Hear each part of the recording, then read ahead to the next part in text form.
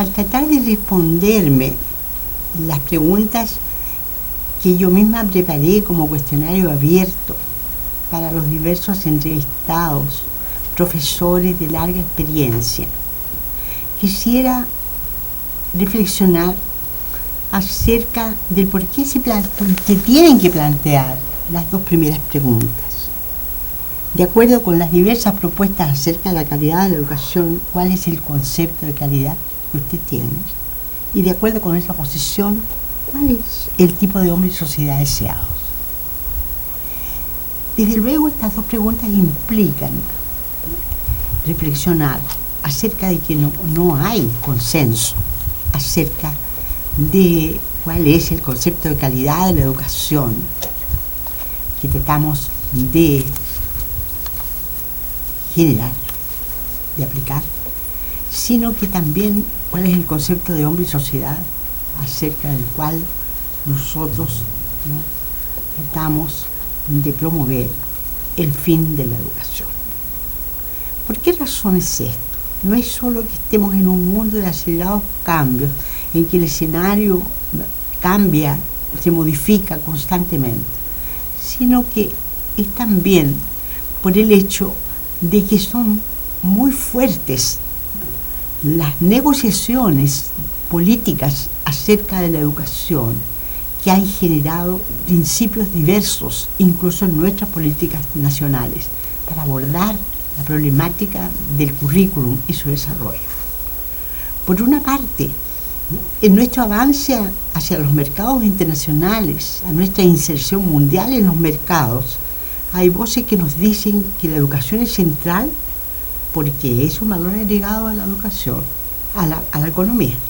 Es central porque es un valor agregado de la economía. Por otra parte, desde las voces de quienes buscan una sociedad en paz, justa, equitativa, surge el principio de que la educación tiene que ser solidaria, justa, y tiene que incorporar e incluir a las grandes mayorías que no están incorporadas a la modernidad.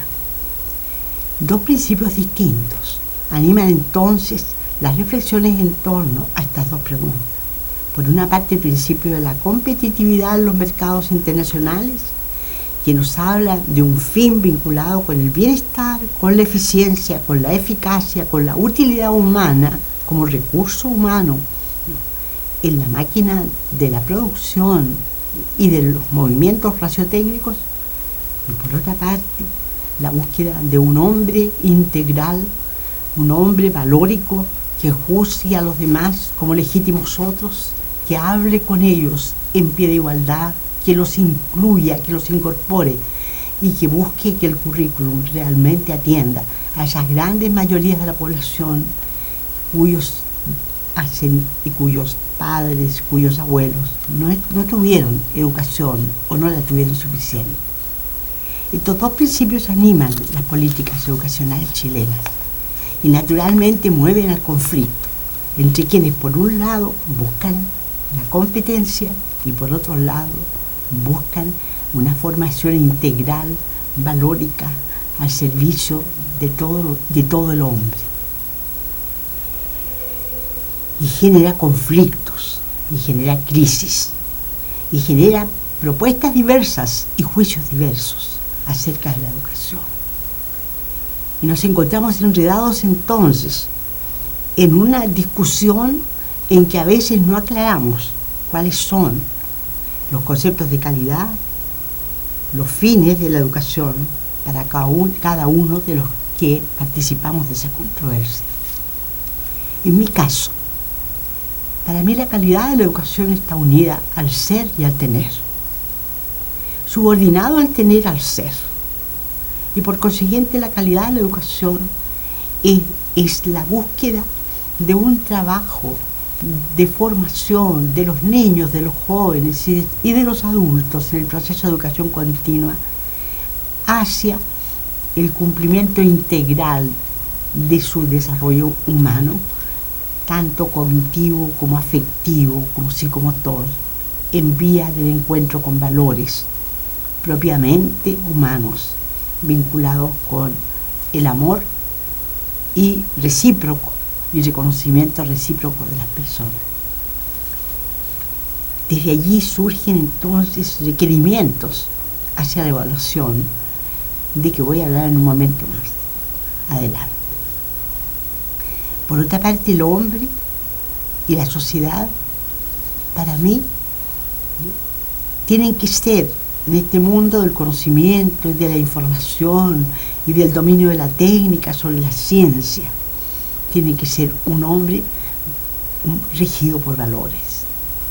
Tiene que ser un hombre amante y actuante en la búsqueda de la paz. En un mundo, dijéramos, casi en guerra, en que hasta se acuña el concepto de guerra preventiva para hablar de los requerimientos de generar conflictos o de imponer por la fuerza un determinado tipo de racionalidad no terrorista. Un hombre para la paz, un hombre que ejerza sus derechos humanos y que desde sus derechos humanos, ¿no?, sea capaz de ser reflexivo y crítico, para no solamente para socializarse en el mundo en función de la convivencia directa y del mundo de la imagen cada vez más potente en sus intervenciones, no solo para socializarse, también para desocializarse, también para resocializarse, a objeto de transformarse en un sujeto capaz de cumplir con su misión de servicio y de solidaridad. Para este hombre la felicidad no está en el bienestar, no está en el consumo, no está en la producción de bienes materiales, está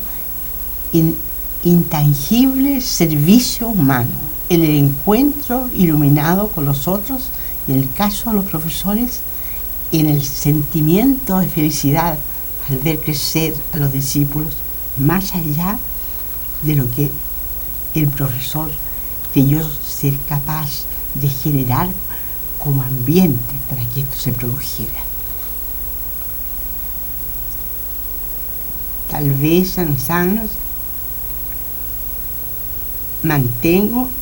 mi vigencia educacional por este aprendizaje continuo que yo tengo con mis discípulos. ¿Desde qué paradigma asumo, por consiguiente, el currículum? Es que yo creo que el currículum es esencial para entender la formación de las personas. Por consiguiente, lo asumo desde un paradigma crítico, desde un paradigma reflexivo crítico. Yo pienso que el currículum es una práctica social, ¿no? Es un conjunto de mensajes impregnados de profundos procesos de socialización, en que el conocimiento es regulador de la estructura misma de la experiencia social. Por consiguiente, considero que esta disciplina, que se preocupa de la selección de conocimiento, que legitima y por consiguiente omitiendo otros, que organiza ese conocimiento de acuerdo con determinados criterios y principios, que lo transmite y que lo evalúa, es una disciplina eminentemente social, que en cada una de las acciones de seleccionar, de organizar, de transmitir y de evaluar, está generando procesos profundos de inclusión humana o exclusión humana. Yo, como los teóricos críticos, pienso que los profesores estamos en el requerimiento urgente de estar conscientes en el sentido de qué acciones nuestras pueden promover la reproducción del estado actual de la sociedad o la transformación. Y como busco la transformación, yo requiero, como profesora de currículum, formar a mis alumnos en lo que Freire llama, ¿no?, el proceso de la concienciación, desde una conciencia ingenua a una conciencia crítica. Y para hacerlo, tengo que hacerlo mediante un trabajo permanentemente vinculado con el análisis relacional y en directa la relación con la posición que tienen las personas, ¿no?, en esta sociedad desigual, para que ellas entiendan de qué modo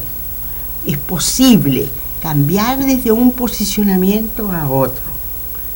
y cómo es factible que nosotros empoderemos la cultura universal o los universales de la cultura que requerimos para nuestra formación, ¿no?, en el sentido de nosotros sentir que estamos teniendo un mayor valor de nosotros mismos, una mayor valoración de nosotros mismos y al mismo tiempo una mayor opción de cambiar de posicionamiento. Y para eso necesitamos entender cuáles son, cómo son y de qué modo se desenvuelven las acciones en los contextos geohistóricos en que nosotros nos desenvolvemos. Y para eso necesitamos entender que las decisiones de la educación y las decisiones curriculares están mediatizadas por el poder. Y en este instante, yo quisiera aclarar, por el poder que generó, el poder político que generó los estados nacionales y que generó el Estado benefactor a partir de la Declaración de los Derechos Humanos, de la implantación de las repúblicas, de la soberanía popular y de los conceptos fundamentales de ciudadanía para la democracia, que se fundamentó en una construcción política y que en estos momentos aparece ante un quiebre en que el Estado nacional debilitado se siente en la sociedad moderna, globalizada, debilitado frente a las fuerzas de las redes financieras que invaden el mundo globalizado, utilizando los medios de comunicación y fundamentalmente el ordenador, y que generan la búsqueda, ¿no?, de un flujo permanente de desarrollo económico y del principio de que el mercado es el regulador de todas las acciones humanas, no solo de las económicas, sino que también de las sociales. En esta convicción de que el mundo, la mundialización, nos mueve a la búsqueda de un hombre muy competente, capaz de competir en los mercados, pero al mismo tiempo muy forzado a estar siempre presente en la búsqueda del cambio que implica su conocimiento y su actuar, a estar siempre en búsqueda de las vicisitudes que pueda provocar en su país, en su región, el mercado. Frente a eso y ante el estrés que se provoca para ese hombre, la educación tiene que servirle para que reflexione en la brevedad de la existencia y el requerimiento de siempre guardar un tiempo para otras funciones que no son las funciones puramente económicas ni de servicio en los mercados, sino que son las funciones humanas de la familia, ¿no?, del encuentro en el matrimonio de la mujer y el hombre, de los hijos que necesitan permanentemente de nosotros y de los demás que necesitan ser escuchados en sus cuitas, en sus problemas, en sus enfermedades, en sus problemas sentimentales, en sus problemas de todo. Es difícil, ¿no?, el planificar un currículum desde la perspectiva reflexivo-crítica, porque requiere que frente al texto privilegiante que generan los planes de estudio y los programas que son elaborados por expertos fuera de la escuela y seleccionados, los profesores seamos capaces de, reconociendo los requerimientos, necesidades y la cultura propia y las identidades de las personas que ingresan a la escuela en que trabajamos, concreta, ¿no?, fechada y situada, seamos capaces de incorporar todos aquellos elementos de la cultura propia, de la cultura cotidiana, todas las necesidades de esa población, para generar puentes comunicacionales, porque el currículum es comunicación, entre la experiencia que los alumnos tienen y la estructura de la experiencia posible a que ellos puedan llegar a través de su incorporación a la educación formal. Cuando nosotros evaluamos con el CIMSE, estamos evaluando en la conciencia de que estamos tratando de dimensionar resultados de aprendizaje en poblaciones tan diferentes como las que provienen de la mayoría en pobreza y las minorías que están polarizadas en la riqueza. Cuando nosotros evaluamos en CIMSE, estamos ciertos de que la escuela es una tierra extranjera para muchas personas que ingresan a ella sin la formación cultural moderna que la escuela tiene, sin el lenguaje abstracto verbal que la escuela posee, y sin embargo con una riquísima cultura,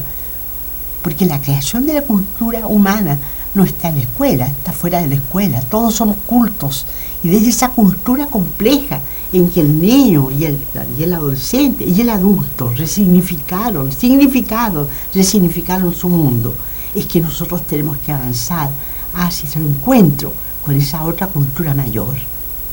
¿Cómo puede el CIMSE evaluar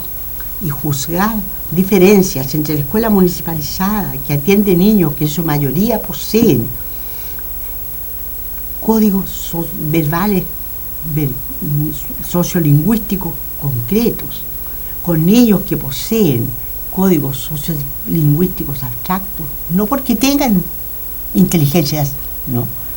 mayores o menores, sino que porque en su cultura son los que se practican? ¿Cómo es posible que la escuela pueda evaluar el rendimiento en lenguaje y comunicación de los niños de la pobreza y compararlo con los de los niños que manejan los códigos de la escuela? Yo no estoy hablando de diferencia de número de palabras como hacíamos en la década de los 60. No estoy hablando de que en aquella época se comprobaba que los niños de Ñuble llegaban a la escuela con 80 de las palabras que exigía el lenguaje formal de la escuela, y los niños de Providencia con 2.000, 3.000 palabras. No estoy hablando del número de palabras. También los niños de la pobreza conocen múltiples palabras que no son tomadas en cuenta en el lenguaje formal. Por consiguiente, cuando hablamos de estándares de medición, tenemos que hablar en el sentido que plantean investigaciones como la de los doctores de Cubieres y Coronado de la Universidad de Chile, ¿no? En función de hacer todas las estimaciones que puedan generarse para poder comparar situaciones muy diferentes en materia de orden familiar, de orden nutricional, de orden de trabajo de los niños, etcétera, etcétera. La pobreza está tan poco estudiada que cuando a mediados de los 80 la UNESCO requirió nuestros servicios a la par de los de Abraham Mayens para trabajar en una comisión para búsqueda de la educación en los sectores de pobreza de las grandes ciudades del mundo, hubo que postergar la toma de decisiones para recabar información suficiente. Y encargados de hacerlo, ambos, el doctor Mayenzo y yo,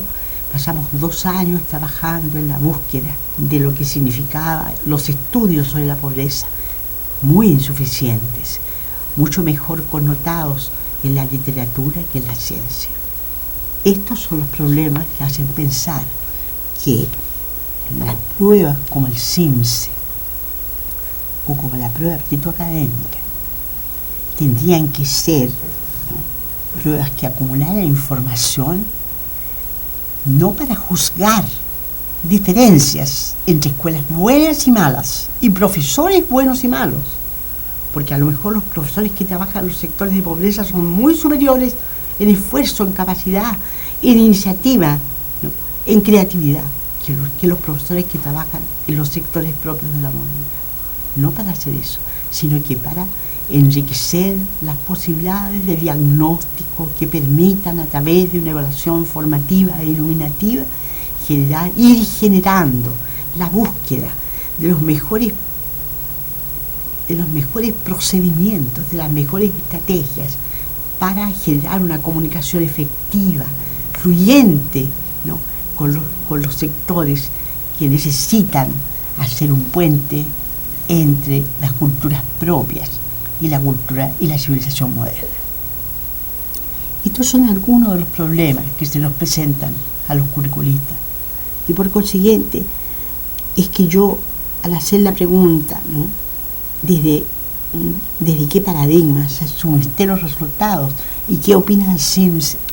estaba pensando en el requerimiento de que todos los profesores tuviéramos esta conciencia de lo que ello significa, y que pudiéramos entonces argumentar